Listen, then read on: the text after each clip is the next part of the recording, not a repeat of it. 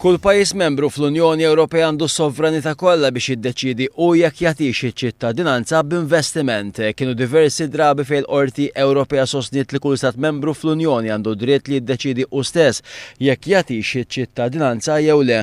Dan qalu kelliem mal-Kummissjoni Ewropea l-erba' wara nofsinhar meta mistoqsi mill-ġurnalisti dwar iċ-ċittadinanza b'investiment li għaddiet lokalment mill-Parlament it-tlieta filgħaxija.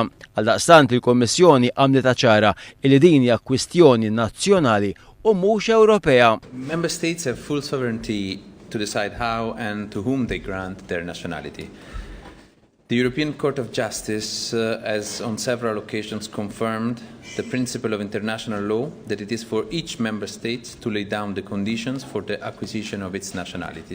Mistoqsija li għamlet lill-Kummissjoni Ewropea l-Europarlamentari nazzjonalista Roberta Metsola provat toħloq dubji billi talbet jekk il-programm ta' investiment individwali imhux kontra r-regolamenti tal-Unjoni Ewropea u l-ispirtu ta' diversi trattati.